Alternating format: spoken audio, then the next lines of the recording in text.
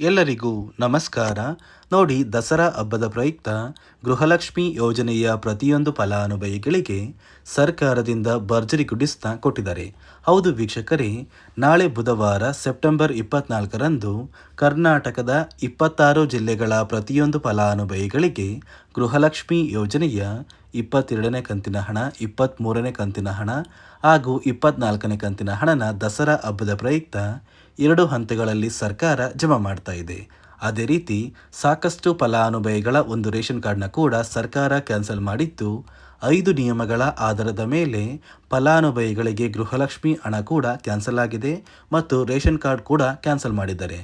ಹಾಗಾದರೆ ಬನ್ನಿ ಸ್ನೇಹಿತರೆ, ಸರ್ಕಾರದಿಂದ ಬಂದಿರುವಂತಹ ಈ ಒಂದು ಮಾಹಿತಿ ಏನು ಅಂತ ನಾನು ನಿಮಗೆ ವಿತ್ ಪ್ರೂಫ್ ಮೂಲಕ ತಿಳಿಸ್ಕೊಡ್ತಾ ಇದ್ದೀನಿ.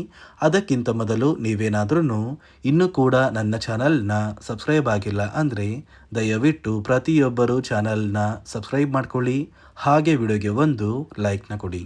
ಹೌದು ವೀಕ್ಷಕರೇ, ಗೃಹಲಕ್ಷ್ಮಿ ಯೋಜನೆಯ ಪ್ರತಿಯೊಂದು ಫಲಾನುಭವಿಗಳಿಗೆ ಕೊನೆಗೂ ಸರ್ಕಾರದಿಂದ ದಸರಾ ಹಬ್ಬದ ಪ್ರಯುಕ್ತ ಭರ್ಜರಿ ಗುಡಿಸ್ನ ಕೊಟ್ಟಿದ್ದಾರೆ. ನೋಡಿ, ಒಟ್ಟು 3 ತಿಂಗಳ 6,000 ಹಣನ ಸರ್ಕಾರ ಜಮಾ ಮಾಡ್ತಾ ಇದೆ. ಗೃಹಲಕ್ಷ್ಮಿ ಯೋಜನೆಯ 22ನೇ ಕಂತಿನ ಹಣ, 23ನೇ ಕಂತಿನ ಹಣ ಹಾಗೂ 24ನೇ ಕಂತಿನ ಹಣನ ಸರ್ಕಾರ ಜಮಾ ಮಾಡ್ತಾ ಇದ್ದು, ಕರ್ನಾಟಕದ 26 ಜಿಲ್ಲೆಗಳಿಗೆ 2 ಹಂತಗಳಲ್ಲಿ ಈ ಒಂದು ಹಣ ಜಮಾ ಆಗ್ತಾ ಇದೆ. ನೀವು ಕೇಳಬಹುದು ಸ್ನೇಹಿತರೆ, ಖಂಡಿತವಾಗಿಯೂ ನಮ್ಮ ಬ್ಯಾಂಕ್ ಖಾತೆಗೆ ಹಣ ಜಮಾ ಆಗುತ್ತಾ ಅಂತ. ಹೌದು ವೀಕ್ಷಕರೇ, ನಿಮ್ಮ ಬ್ಯಾಂಕ್ ಖಾತೆಗೆ 6,000 ಹಣ ಜಮಾ ಆಗೋದಕ್ಕೆ ನಾನು ನಿಮಗೆ ವಿತ್ ಪ್ರೂಫ್ ಮೂಲಕ ಮಾಹಿತಿನ ಕೊಡ್ತಾ ಇದ್ದೀನಿ. ದಯವಿಟ್ಟು ಪ್ರತಿಯೊಬ್ಬರು ಈ ಒಂದು ಆಡಿಯೋನ ಕೇಳಿ. ಗೃಹಲಕ್ಷ್ಮಿ ಹಣವನ್ನ ಬಹಳಷ್ಟು ಶೀಘ್ರದಲ್ಲಿ ಸೆಪ್ಟೆಂಬರ್ ಬಂದಿದೆ, ನಮಗೆ ಹಣ ಇನ್ನೂ ಬಂದಿಲ್ಲ.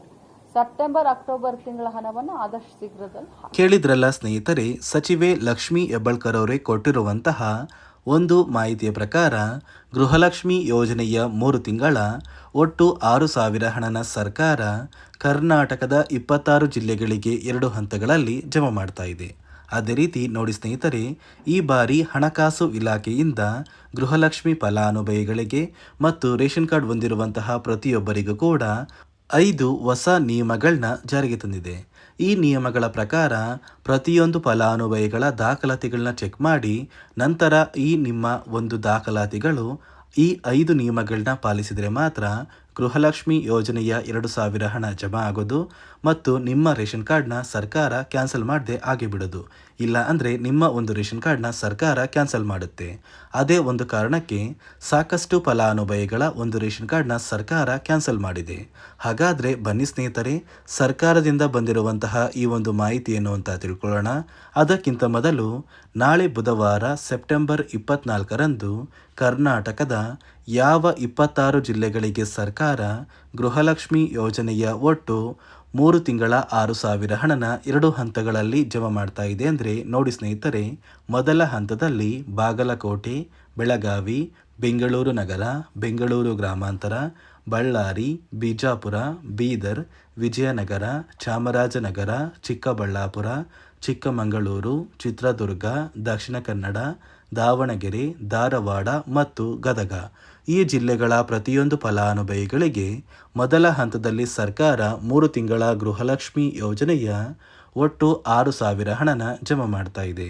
ಅದೇ ರೀತಿ ಎರಡನೆಯ ಹಂತದಲ್ಲಿ ಕಲಬುರಗಿ, ಹಾಸನ, ಹಾವೇರಿ, ಕೊಡಗು, ಕೋಲಾರ, ಕೊಪ್ಪಳ, ಮಂಡ್ಯ, ಮೈಸೂರು, ರಾಯಚೂರು, ರಾಮನಗರ, ಶಿವಮೊಗ್ಗ, ತುಮಕೂರು, ಉಡುಪಿ, ಉತ್ತರ ಕನ್ನಡ ಮತ್ತು ಯಾದಗಿರಿ ಈ ಜಿಲ್ಲೆಗಳ ಪ್ರತಿಯೊಂದು ಫಲಾನುಭವಿಗಳಿಗೆ ಎರಡನೆಯ ಹಂತದಲ್ಲಿ ಸರ್ಕಾರ 3 ತಿಂಗಳ 6,000 ಹಣನ ಜಮಾ ಮಾಡ್ತಾ ಇದ್ದು, ಒಟ್ಟು 3 ತಿಂಗಳ 6,000 ಹಣನ ದಸರಾ ಹಬ್ಬದ ಪ್ರಯುಕ್ತ ಸೆಪ್ಟೆಂಬರ್ ತಿಂಗಳು ಮುಗಿಯುವಷ್ಟರಲ್ಲಿ ಪ್ರತಿಯೊಂದು ಫಲಾನುಭವಿಗಳ ಬ್ಯಾಂಕ್ ಖಾತೆಗೆ ಸರ್ಕಾರ ಜಮಾ ಮಾಡ್ತಾ ಇದೆ.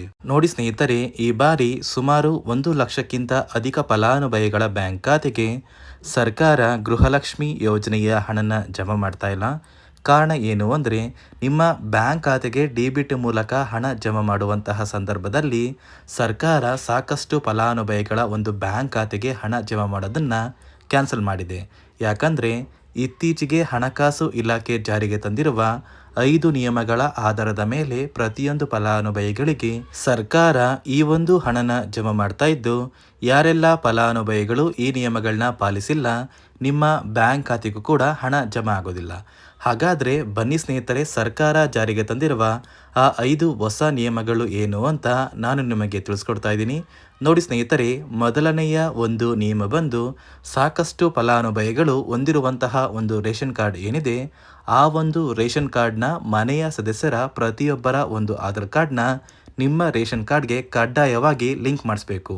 ಅಂದರೆ ಈ ಒಂದು ಲಿಂಕ್ ಮಾಡಿಸುವಂತಹ ಒಂದು ಪ್ರೊಸೀಜರ್ಗೆ ಸರ್ಕಾರ KYC ಅಂತ ಕರೀತಾರೆ. ನಿಮ್ಮ ರೇಷನ್ ಕಾರ್ಡ್ಗೆ ಇನ್ನೂ ಸಹ KYC ಆಗಿಲ್ಲ ಅಂದರೆ ನಿಮ್ಮ ಬ್ಯಾಂಕ್ ಖಾತೆಗೆ ಸರ್ಕಾರ ಮುಂದಿನ ದಿನಗಳಲ್ಲಿ ಗೃಹಲಕ್ಷ್ಮಿ ಯೋಜನೆಯ ಹಣನ ಕ್ಯಾನ್ಸಲ್ ಮಾಡುತ್ತೆ. ಅದೇ ರೀತಿ ಎರಡನೆಯ ಒಂದು ನಿಯಮ ಬಂದು, ಸಾಕಷ್ಟು ಫಲಾನುಭವಿಗಳು ಕಳೆದ 3 ತಿಂಗಳಿಂದ ಸರ್ಕಾರದಿಂದ ಬರ್ತಾ ಇರುವಂತಹ ಒಂದು ರೇಷನ್ ಏನಿದೆ, ಅಂದರೆ ಉಚಿತ ಅಕ್ಕಿ ಏನಿದೆ, ಈ ಒಂದು ರೇಷನ್ನ ಪಡ್ಕೋತಾ ಇಲ್ಲ. ಒಂದು ವೇಳೆ ಕಳೆದ 3 ತಿಂಗಳಿಂದ ನೀವು ರೇಷನ್ನ ಪಡ್ಕೊಂಡಿಲ್ಲ ಅಂದರೆ ಸರ್ಕಾರ ನಿಮ್ಮ ಬಳಿ ಇರುವಂತಹ ಒಂದು ರೇಷನ್ ಕಾರ್ಡ್ನ ಕ್ಯಾನ್ಸಲ್ ಮಾಡುತ್ತೆ. ನಿಮ್ಮ ರೇಷನ್ ಕಾರ್ಡ್ನ ಸರ್ಕಾರ ಕ್ಯಾನ್ಸಲ್ ಮಾಡಿದ್ರೆ ನಿಮ್ಮ ಬ್ಯಾಂಕ್ ಖಾತೆಗೆ ಗೃಹಲಕ್ಷ್ಮಿ ಯೋಜನೆಯ ಹಣ ಇರ್ಬೋದು ಮತ್ತು ಸರ್ಕಾರದಿಂದ ಬರುವಂತಹ ಒಂದು ಸೌಲಭ್ಯಗಳನ್ನ ನೀವು ಕಳ್ಕೋಬೇಕಾಗುತ್ತೆ. ಅದೇ ರೀತಿ ಮೂರನೆಯ ಒಂದು ನಿಯಮ ಬಂದು, ನೋಡಿ ಸ್ನೇಹಿತರೆ, ನಿಮ್ಮ ಬಳಿ ಇರುವಂತಹ ಒಂದು ಆಧಾರ್ ಕಾರ್ಡ್ ಏನಿದೆ, ಆ ಒಂದು ಆಧಾರ್ ಕಾರ್ಡ್ನ ಕಳೆದ 15 ವರ್ಷಗಳಲ್ಲಿ ನೀವು ಯಾವುದೇ ರೀತಿಯ ಒಂದು ತಿದ್ದುಪಡಿನ ಮಾಡಿಸಿಲ್ಲ ಅಂದರೆ ನಿಮ್ಮ ಬ್ಯಾಂಕ್ ಖಾತೆಗೆ ಸರ್ಕಾರ ಗೃಹಲಕ್ಷ್ಮಿ ಯೋಜನೆಯ ಹಣನ ಕ್ಯಾನ್ಸಲ್ ಮಾಡುತ್ತೆ. ಯಾಕಂದರೆ ಸರ್ಕಾರದಿಂದ ಬಂದಿರುವಂತಹ ಒಂದು ಆದೇಶದ ಪ್ರಕಾರ ಪ್ರತಿಯೊಂದು ಫಲಾನುಭವಿಗಳು ಕಳೆದ 15 ವರ್ಷಗಳಲ್ಲಿ ಯಾವುದೇ ರೀತಿಯ ಒಂದು ತಿದ್ದುಪಡಿನ ನಿಮ್ಮ ಆಧಾರ್ ಕಾರ್ಡ್ಗೆ ನೀವು ಮಾಡಿಸಿಲ್ಲ ಅಂದರೆ ಕಡ್ಡಾಯವಾಗಿ ಆದಷ್ಟು ಬೇಗ ನಿಮ್ಮ ಆಧಾರ್ ಕಾರ್ಡ್ಗೆ ತಿದ್ದುಪಡಿನ ಮಾಡಿಸಿ. ಅದೇ ರೀತಿ ನಾಲ್ಕನೆಯ ಒಂದು ನಿಯಮ ಬಂದು, ನಿಮ್ಮ ಕುಟುಂಬದ ಒಂದು ವಾರ್ಷಿಕ ಆದಾಯ 7 ಲಕ್ಷಕ್ಕಿಂತ ಕಡಿಮೆ ಇರಬೇಕು. ಒಂದು ವೇಳೆ ನಿಮ್ಮ ಕುಟುಂಬದ ವಾರ್ಷಿಕ ಆದಾಯ 7 ಲಕ್ಷಕ್ಕಿಂತ ಜಾಸ್ತಿ ಇದ್ದರೆ ನಿಮ್ಮ ಬ್ಯಾಂಕ್ ಖಾತೆಗೆ ಸರ್ಕಾರ ಗೃಹಲಕ್ಷ್ಮಿ ಯೋಜನೆಯ ಹಣನ ಕ್ಯಾನ್ಸಲ್ ಮಾಡುತ್ತೆ. ಅದೇ ರೀತಿ ಐದನೆಯ ಒಂದು ನಿಯಮ ಬಂದು, ನಿಮ್ಮ ಕುಟುಂಬದ ಸದಸ್ಯರು ಅಥವಾ ಗೃಹಲಕ್ಷ್ಮಿ ಯೋಜನೆಯ ಫಲಾನುಭವಿಗಳು ಯಾರು ಕೂಡ ಸರ್ಕಾರಿ ನೌಕರರಾಗಿ ಕಾರ್ಯನಿರ್ವಹಿಸ್ತಾ ಇರಬಾರ್ದು. ಒಂದು ವೇಳೆ ನಿಮ್ಮ ಕುಟುಂಬದಲ್ಲಿ ಯಾರೇ ಆಗಿದ್ರೂ ಸರ್ಕಾರಿ ನೌಕರರಾಗಿ ಕಾರ್ಯನಿರ್ವಹಿಸ್ತಾ ಇದ್ದರೆ ನಿಮ್ಮ ಬ್ಯಾಂಕ್ ಖಾತೆಗೆ ಗೃಹಲಕ್ಷ್ಮಿ ಯೋಜನೆಯ ಹಣ ಕ್ಯಾನ್ಸಲ್ ಆಗುತ್ತೆ. ಈ 5 ನಿಯಮಗಳ ಆಧಾರದ ಮೇಲೆ ಪ್ರತಿಯೊಂದು ಫಲಾನುಭವಿಗಳಿಗೆ ಸರ್ಕಾರ ಹಣ ಜಮಾ ಮಾಡ್ತಾ ಇದೆ. ಒಂದು ವೇಳೆ ನೀವು ಈ 5 ನಿಯಮಗಳನ್ನ ಪಾಲಿಸಿಲ್ಲ ಅಂದರೆ ನೀವು ಕೂಡ ಗೃಹಲಕ್ಷ್ಮಿ ಯೋಜನೆಯ ಹಣದಿಂದ ವಂಚಿತರಾಗಬೇಕಾಗುತ್ತೆ. ನೋಡಿ ವೀಕ್ಷಕರೇ, ನಾಳೆ ಸೆಪ್ಟೆಂಬರ್ 24 ಅಂದರೆ ಬುಧವಾರದಿಂದ ದಸರಾ ಹಬ್ಬದ ಪ್ರಯುಕ್ತ ಕರ್ನಾಟಕದ 26 ಜಿಲ್ಲೆಗಳಿಗೆ 2 ಹಂತಗಳಲ್ಲಿ 3 ತಿಂಗಳ ಗೃಹಲಕ್ಷ್ಮಿ ಯೋಜನೆಯ ಒಟ್ಟು 6,000 ಹಣನ ಸರ್ಕಾರ ಜಮಾ ಮಾಡ್ತಾ ಇದ್ದು, ಆದಷ್ಟು ಬೇಗ ಪ್ರತಿಯೊಂದು ಫಲಾನುಭವಿಗಳು ನಿಮ್ಮ ಬ್ಯಾಂಕ್ ಖಾತೆಗೆ ಈ ಒಂದು ಹಣನ ಪಡ್ಕೋತೀರಾ ಅಂತ ಹೇಳ್ತಾ, ಇದಿಷ್ಟು ಸರ್ಕಾರದಿಂದ ಬಂದಿರುವಂತಹ ಒಂದು ಮಾಹಿತಿಯಾಗಿದೆ. ನಾನು ಕೊಟ್ಟಿರುವಂತಹ ಮಾಹಿತಿ ನಿಮಗೆ ಇಷ್ಟ ಆಗಿದ್ದಲ್ಲಿ ದಯವಿಟ್ಟು ಪ್ರತಿಯೊಬ್ಬರು ನನ್ನ ಚಾನಲ್ನ ಸಬ್ಸ್ಕ್ರೈಬ್ ಮಾಡಿಕೊಳ್ಳಿ, ಹಾಗೆ ವಿಡಿಯೋಗೆ ಒಂದು ಲೈಕ್ನ ಕೊಡಿ.